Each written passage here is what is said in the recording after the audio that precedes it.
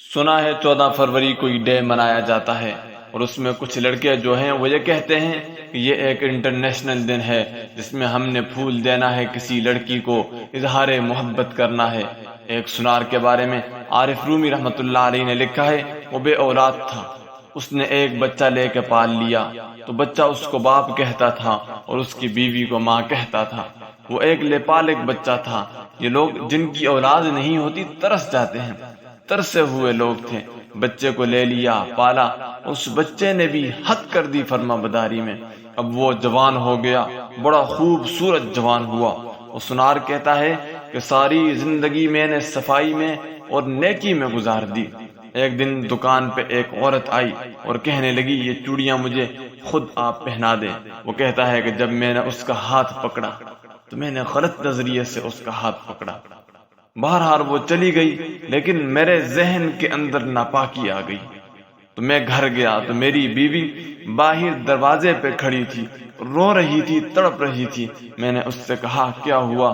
تو کہنے لگی کہ بچہ ساری زندگی فرما بدار رہا، میں نے ماں بن کر پالا، پر آج اس نے غلط ذہن سے میرا ہاتھ پکڑ لیا ہے اور میں تڑپ گئی ہوں، ٹوٹ گئی ہوں کہ یہ اگرچہ لے پالک تھا، کسی کا تھا، پر میں نے پتر سمجھ کے پالا تھا۔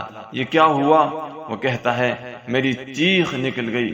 میں نے اس سے کہا یہ اس کی غلطی نہیں، یہ میری غلطی ہے۔ میں نے باہر آج نظر گندی کی تو رب نے مجھے سزا دی، یہ مجھے سزا ملی ہے۔ تو کسی کی بہن کو پھول بھیجنا چاہتا ہے تو اگر اسی رات تیری بہن کو پھول آ گیا تو کسی کی بیٹی پر گندی نظر ڈالتا ہے تو اگر یہ تیرے گھر میں قرض چکانا پڑا۔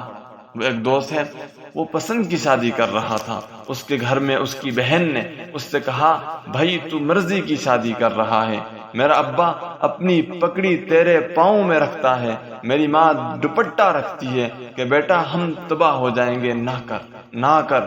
اور آج اگر تیرا حال ہے، آج اگر تیرا یہ حال ہے تو پھر مجھے بھی اجازت دے، میں بھی مرضی کی شادی کروں۔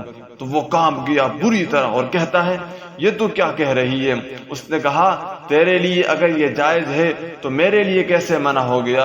تو یہ کوئی مہذب قومیں نہیں جو ایسا کرتی ہیں، یہ کوئی تعلیم یافتہ ہونے کی یا گورا چٹا ہونے کی علامت ہے کیا؟ کسی کو پھول بھیجیں گے شرم نہیں آتی؟